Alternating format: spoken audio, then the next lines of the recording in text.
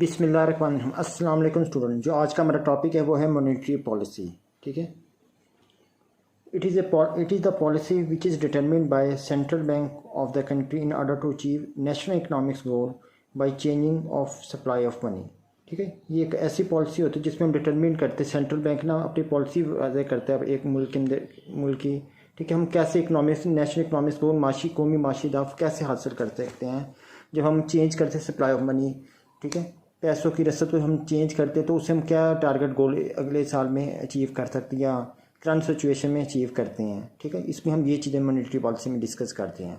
Monetary policy ज़र से मुतल्लिक होता है, पैसों से मुतल्लिक जो हमारी चीज़ें होती हैं, रिलेटेड मैटर जो होते हैं हमारे। ठीक है, इसमें हमारे डिफरेंट ऑब्जेक्टिव गोल है उसको हम डिस्कस करते हैं, जो हमारा मकसद है क्या हमने अचीवमेंट करनी है। ठीक है, the principal objective of monetary policy जो हमारे पर जो इम्पोर्टेंट जो ऑब्जेक्टिव हैं जो हमने मकसद हासिल करने वो ये हैं। ठीक है, the safeguarding of country gold reserve. ठीक है, सबसे पहले हमने जो हमारे पास सोने के ज़खायर हैं जो भी हैं हमारे पास सोने के रिजर्व्स हैं, ठीक है, जो हमारे अवेलेबल है उसको हमने हिफाजत करना है। नंबर 1 हमारे पास गोल है to stabilise the prices in the economy. इसके अलावा इकॉनमी के अंदर हम जो प्राइसेस है ना उसमें इस्तेहकाम रखने, उसको मुस्तहकम रखने, उसमें अप एंड डाउन नहीं होने देना है। ठीक है, एलिमिनेशन ऑफ साइक्लिकल फ्लक्चुएशन। ठीक है, इसके अलावा जो हमारे पास साइक्लिकल फ्लक्चुएशन जो तजारती चक्कर का तार चढ़ाव होता है, ठीक है, उसको हमने ख़त्म करना है। ठीक है, ठीक है, नेक्स्ट पॉइंट हमारे पास है अचीवमेंट ऑफ फुल एम्प्लॉयमेंट। ठीक है, हमने ये भी गोल अचीव करना है मुल्क के अंदर मुकम्मल रोज़गार हो। ठीक है, फुल लोग मतलब एम्प्लॉयड हों सब।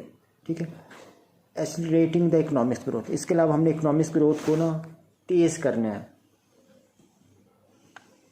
Exchange stability. ठीक है, इसके अलावा जो एक्सचेंज है उसको में इस्तेकाम होना चाहिए, जो एक्सचेंज रेट होता है उसमें हमने इस्तेकाम रखना है ताकि हमारे पास डॉलर्स की प्राइस को अगर हम कंपैरिजन करते हैं रुपीस से उसमें इस्तेकाम रहे। To ensure equal distribution of credit. इसके अलावा जो हमारा जो इक्वल डिस्ट्रीब्यूशन में क्रेडिट को करना है। ठीक है, ये भी हमने यकीनी बनाना है कि हम जो भी हमारा क्रेडिट जो हम जमा करते हैं उसको इक्वल डिस्ट्रीब्यूट भी करें। ठीक है, to control money market and credit market. इसके अलावा हमने मनी मार्केट को भी कंट्रोल और क्रेडिट मार्केट और मनी मार्केट को भी खुद कंट्रोल करना होता है मॉनेटरी पॉलिसी के थ्रू। ठीक है, कंट्रोलिंग द फिनेंशियल इंस्टीट्यूशन।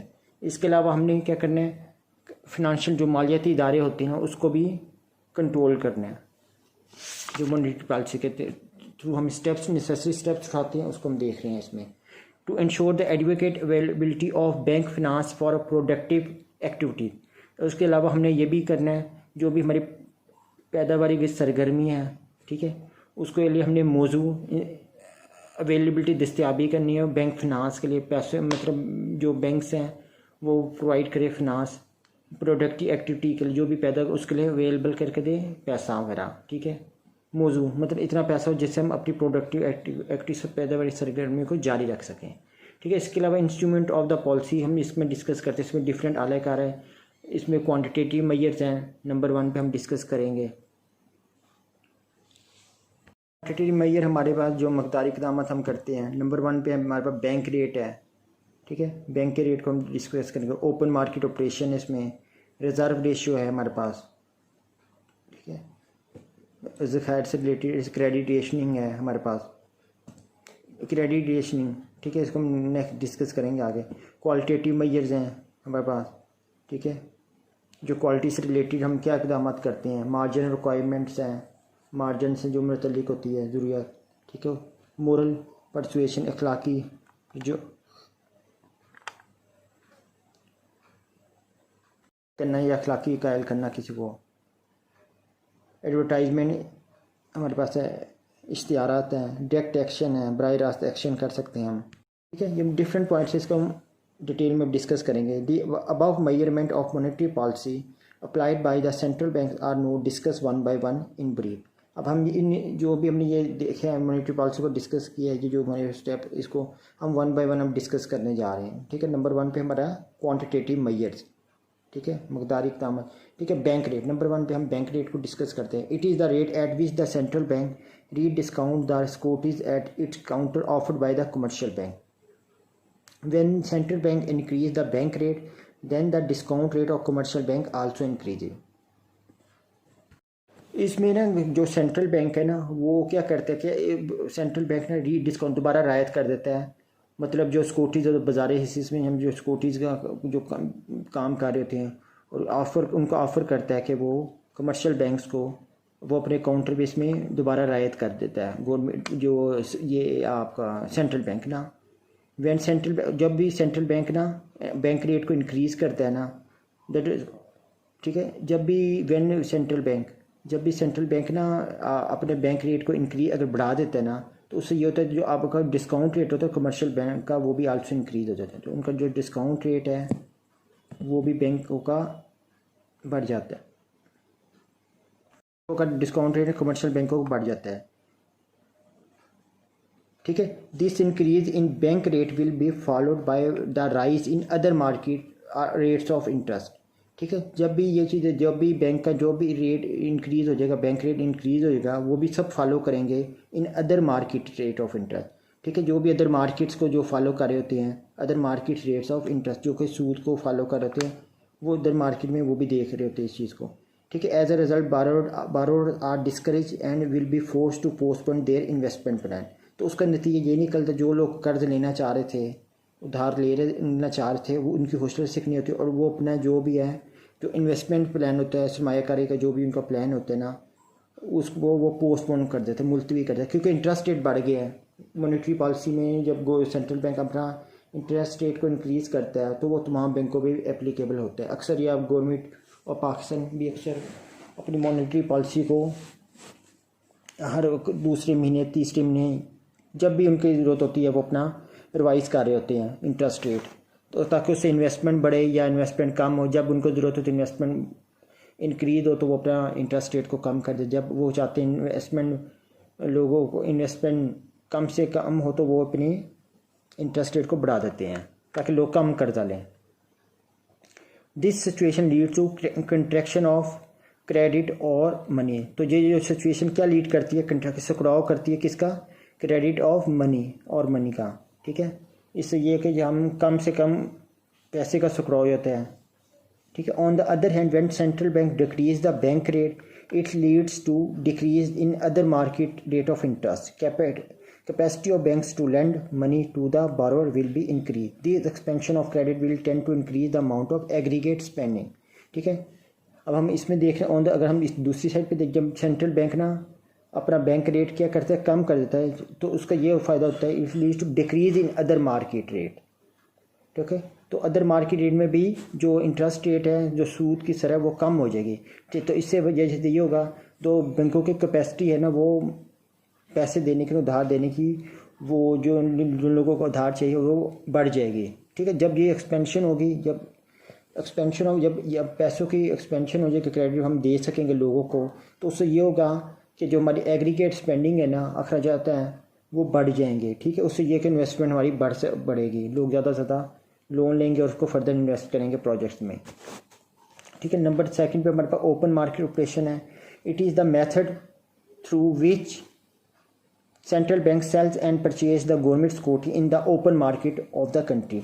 ठीक है। ओपन मार्केट ऑपरेशन में ये भी एक ऐसा मेथड है जिसमें सेंट्रल बैंक ना सेल करता है बेचता है और ख़रीदता है क्या गवर्नमेंट सिक्योरिटी को इन ओपन मार्केट ऑपरेशन में बेच भी सकता है ख़रीद भी सकता है। If the central bank wants to reduce the credit creating capacity of commercial bank अगर सेंट्रल बैंक चाहता है वो कम कर दे क्रेडिट क्रिएटिंग कैपेसिटी किसी भी क्रेडिट क्रिएटिंग कैपेसिटी को मतलब क्रेडिट पैदा करने की सलाहियत को कम करना चाहता है it will sell government security to the public और द बैंक देमसेल्फ। तो वो जो क्या करता है अपनी जो गवर्नमेंट की सिक्योरिटीज़ है ना वो बेच देगा किसको पब्लिक को अवाम को या बैंक को किसी बैंक या खुद देमसेल्फ खुद खरीद लेगा। ठीक है। As a result the amount of cash the bank will diminish and this will force them to reduce the supply of credit. तो इसका ये क्या नतीजा निकलेगा तो जो अमाउंट ऑफ कैश है ना वो बैंक की ना वो कम हो जाएगी और ये एंड दिस विल फोर्स है तो ये हमें क्या फोर्स करेगा to reduce the supply of credit तो हम सप्लाई ऑफ क्रेडिट को कम कर देंगे। ठीक है। Similarly the purchase of government security lead to expansion of credit जब हम सिमिलरली जब हम परचेज़ करते हैं गवर्नमेंट सिक्योरिटीज़ को परचेज, तो ये एक्सपेंशन ऑफ क्रेडिट हो जाता है, तो इससे क्रेडिट का एक्सपेंशन बढ़ जाता है। ठीक है, ये डिफरेंट पॉइंट है। इसके अलावा हमारे पास जो नेक्स्ट पॉइंट है वो है रिजर्व रेशियो का। Banks are required to keep certain minimum cash in relation to the volume of their deposit for the purpose to meet current demand of depositor. ठीक है, रिजर्व रेशो मतलब हमने कुछ reserve में भी रखना है चीज़ों को, मौजूदा जो हमारे पास रिजर्व, हमने रिजर्व मतलब क्या रखना चाहते हैं ज़खायर में, तनासुब में, किस तनासुब में रखना चाहते हैं अपने पास।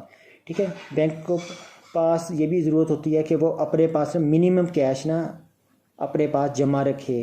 ठीक है, जो वो करंट डिमांड, जो भी वो मतलूबा जो डिमांड होती है, उनकी तलब होती है डिपॉजिट की, उसके हिसाब से उनके पास पैसा मौजूद होना चाहिए अकाउंट में। Central bank has the power to change these ratios from time to time when it desire to reduce the credit by commercial bank the cash ratio can be raised. ठीक है, सेंट्रल बैंक के पास ये power होती है कि वो ना change कर सकते हैं, इसको रेशो को चेंज कर सकते हैं वक्त के साथ साथ। जब उसकी ख्वाहिश होती है कि वो रिड्यूस कर दे, इसमें कमी ले आए क्रेडिट क्रिएटेड बाय कमर्शियल, जो भी हम क्रेडिट क्रिएट करते हैं कमर्शियल बैंक जो होते हैं हमारे, तो ठीक है, तो वो कैश रेशो को बढ़ा देता है कि वो बैंक से अपने पास ज़्यादा रखें, अपने पास रिजर्व बढ़ाएं। ठीक है, now the banks need to keep higher cash reserve than before. तो ठीक है, तो उसका मतलब ये है कि बैंक्स के बहुत ज़रूरत होगी पहले से ज़्यादा अपने पास वो रिज़र्व जमा रखें। पहले कम थे तो अब उन्होंने सेंट्रल बैंक ने चेक एंड बैलेंस किया। अब अगर फॉर एग्जांपल अगर पहले एक कमर्शियल बैंक के पास 10 मिलियन रुपीज़ के रिज़र्व थे, अगर गवर्नमेंट ने कह दिया जी नहीं अब आपने 11 बिलियन रुपीज़ रखने अपने पास, 1 बिलियन रुपीज़ एक्स्ट्रा रखने रिज़र्व के तौर पर, तो उनको बढ़ाना पड़ेगा। ठीक है, तो उसका ठीक है, this will keep higher cash reserve then, तो उसका क्या नतीजा निकलेगा, तो हमारे पास पहले की निस्बत ज़्यादा रिजर्व मौजूद होंगे। This will exercise A contraction effect on bank credit. तो ये हमारे पास क्या होगा, कंट्रैक्शन, ये जो एक्सरसाइज हमने की है इससे कंट्रैक्शन इफेक्ट होगा बैंक क्रेडिट का, बैंक के पास मतलब वो सिकड़ा हो जाएगा। ठीक है, ऑन द अदर हैंड अगर हम दूसरी साइड पे देखें, for expansion of credit central bank can reduce the reserve ratio. अगर हम अदर साइड पे देखें तो जो इसमें अगर हमने एक्सपेंशन करना, फ्लो करना क्रेडिट का, सेंट्रल बैंक रिड्यूस द, तो सेंट्रल बैंक क्या करता है, रिड्यूस कर देता है रिजर्व रेशो, मतलब रिड्यूस कर देगा रिजर्व, मतलब कि आप 10 बिलियन रख लें, उनको डिस्काउंट दे देगा, वो आप 10 बिलियन से 9 बिलियन कर लें, आप ज़्यादा लोन दे सकते हैं। ठीक है, नंबर 4 पॉइंट है हमारे पास credit rationing. In time of emergency central bank use power to put some limits on the amount of each application of loan for the purpose to ensure the adequate availability of bank finance for productive activities. In this way, credit rationing is also a way to examine the credit situation in the country. जब हम emergency के वक्त में ना central bank ना ये भी power इस्तेमाल कर सकता है, वो कुछ लिमिट्स मुकर्रर कर देता है हर एप्लीकेशन बैंक के, इससे ज़्यादा हम आपको कर्जा नहीं दे सकते। तो इस चीज़ पे भी वो फोकस कर रहा होता है, इस चीज़ पे फोकस करता है, जो भी वो मुनासिब मतलब दस्ताबी भी हो, मतलब बैंक के पास एक सर्टेन मार्जिन भी रखता है बैंक ना। ठीक है, जब भी वो अपनी, ठीक है, जो भी वो है ना अपने पास ना बैंक ना प्रोडक्टिव एक्टिविटी में भी सरमाया रखता है। ठीक है, इसकी वजह से भी ना काफ़ी हद तक ना हमें, और इससे ये भी अंदाज़ा होता है हमारे पास, एग्जामिन भी ये भी होता है हमारे पास क्या मुल्क के अंदर पैसों की सिचुएशन है। ठीक है, इस तरह हम ये इस चीज़ को भी मैयर देख लेते हैं, सेंट्रल बैंक देख सकता है। मतलब ईच एप्लीकेशन, मतलब पहले अगर आपने 10 लाख रुपीज़ कर्ज लोन के लिए अप्लाई किए या 20 या 1 करोड़ रुपया, तो पहले लिमिट गवर्नमेंट की तरफ से थी 1 करोड़ थी, लेकिन गवर्नमेंट की तरफ से फिर चेक एंड बैलेंस हो गया बैंकों को कि आप 50 लाख से ऊपर कर्जा नहीं देंगे हर एप्लीकेशन पे। अगर किसी ने करोड़ मांगा, किसी ने 10 लाख मांगे, आप 5 लाख से ज़्यादा नहीं देंगे, तो ईच एप्लीकेशन पे हो जाता है। ठीक है, इस तरह भी हम कंट्रोल कर लेते हैं, मतलब मॉनेटरी पॉलिसी के थ्रू डिफरेंट स्टेप उठा लेते हैं। अच्छा, जो हमारा इसमें हमारे पास नंबर नेक्स्ट पॉइंट हमारे पास है क्वालिटेटिव मेजर्स। ठीक है, जो रिलेटिव क्वालिटी से मुतल्लिक होते हैं। ठीक है, इसमें नंबर 5th पॉइंट है हमारा मार्जिनल रिक्वायरमेंट्स को हम डिस्कस करने जा रहे हैं इसमें। Another weapon in the hands of the central bank for controlling credit is to vary the higher the margin requirement. Margin ये भी एक अहम हमारे पास ना एक वो है, हथियार है कि किसके पास, सेंट्रल बैंक के पास, वो कैसे कंट्रोल कर सकते हैं क्रेडिट को, is very the margin requirement. ठीक है, ठीक है, वो मुख्तलिफ हो सकती है, उसको हम कैसे बदल सकते हैं। ठीक है, इसको भी हम कंट्रोल कर सकते हैं क्रेडिट को। While lending money against security the bank keep a certain margin. जब भी हम ना सिक्योरिटी के अगेंस्ट ना जब भी पैसा देते हैं तो बैंक के पास एक सर्टेन मार्जिन मौजूद होता है। They do not advance money to full value of the security pledge for the land.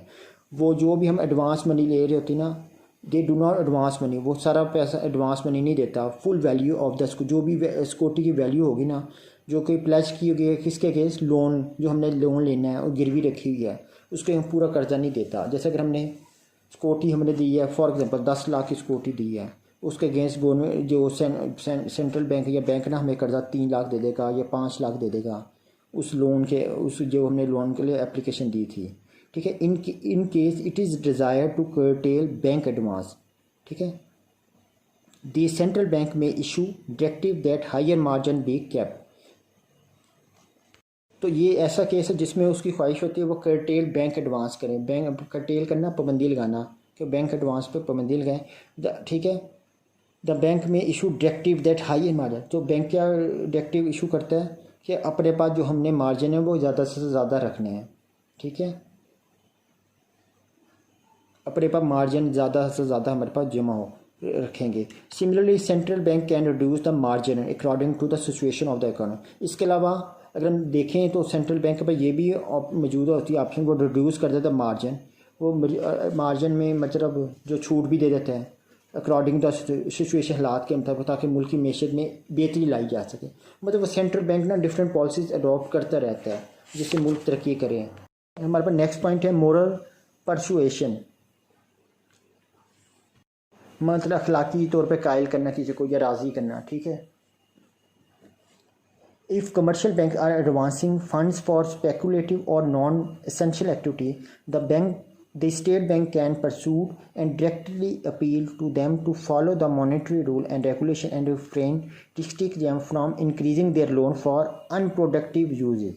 ठीक है, अगर कमर्शियल बैंक्स जो हमारे पास हैं ना, अगर वो एडवांस फंड देते हैं फॉर स्पेकुलेटिव मीन क्या सराई से क्या सराई पर मबनी जो होती चीज़ें, और नॉन एसेंशियल एक्टिविटी गैर ज़रूरी सरमाया जो भी एडवांस देते हैं, तो जो स्टेट बैंक के हैं वो परसूट कर सकता है कि उनको कायल कर सकता है या राज़ी कर सकता है, और उनको डायरेक्टली अपील करता है, उनको बराह रास्त ये भी कह सकता है कि वो फॉलो करें क्या उनसे रूल, मॉनेटरी रूल्स को फॉलो करें और रेगुलेशन को।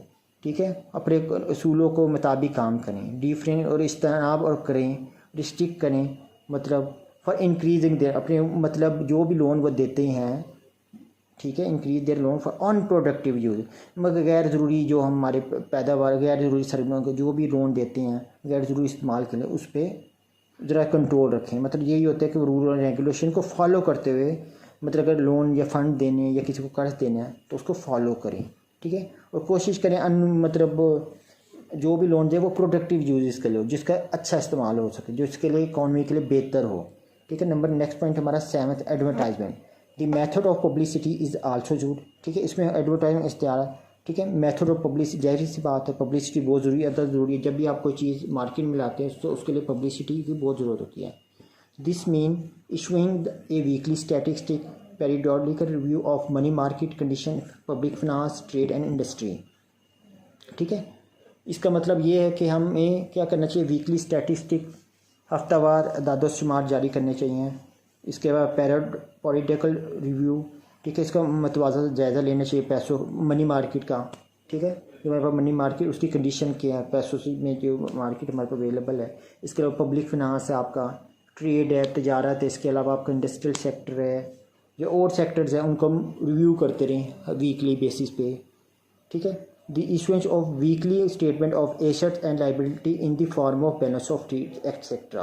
ठीक है, अगर हम इसको इशू कर क्या करते हैं वीकली स्टेटमेंट के तौर पे, अगर हम वीकली हमें चीज़ एक मिल जाए स्टेटमेंट के तौर पे, हमारे पास क्या एसेट्स हैं और क्या हमारे पास एसेट्स हमारे पास चीज़ें अवेलेबल है और क्या हमारे पास जिम्मेदारी हम पे हैं, और वो हमें बैलेंस ऑफ शीट की सूरत में मिल जाता है, एक पेपर की सूरत में पता लग जाता है हमारे पास ये चीज़ें हमारे पास अवेलेबल है बैंक्स के पास या जो फिनंशियल इंस्टीट्यूशन है उनके पास, तो उससे हमें फ़ायदा हो जाता है। ठीक है, नेक्स्ट हमारा पॉइंट है direct action. The other method of credit control may be direct action, ठीक है। जो हमारे पास अदर मेथड है सेंट्रल बैंक के पास मॉनेटरी पॉलिसी के थ्रू, वो क्रेडिट कंट्रोल करें, डायरेक्ट एक्शन कर लें, मतलब बर रास्त कार्रवाई भी कर सकते हैं, ठीक है। This implies such measure like refusal on the part of the central bank to rediscount for bank whose credit policy is not in accordance with the wishes of the central bank or whose borrowing from the central banks are excessive in relation to their capital and reserve, ठीक है। इसमें ये ठीक है, इसमें बताऊँ कि जो सेंट्रल बैंक है ना, वो भी डिस्काउंट भी कर सकता है, ठीक है। ज़रूरत के मुताबिक जो भी है चीज़ों का इनकार भी कर सकता है। एम्प्लॉयज़ जो भी हमारे पास बुनियादी हिस्सा होता है, ठीक है, उसको हम कैसे प्रोमाइज करते हैं, ठीक है। जो जिसकी जो ये पॉलिसी इन अकॉर्डेंट हो, ठीक है। अगर वो सेंट्रल बैंक के अकॉर्डेंस की ख्वाहिशत के मुताबिक काम नहीं कर रहे, उनकी बोरिंग वगैरह, तो सेंट्रल बैंक के पास ये भी अवेलेबल, ठीक है। तो वो अपने एक्सेसिव मतलब ज़रूरत के मुताबिक काम नहीं करते, वो ये महफूज हक़ रखता है ताकि वो उनको चेक एंड बैलेंस रख सकें, डायरेक्ट एक्शन कर सकें उन बैंक्स के ख़िलाफ़, ठीक है।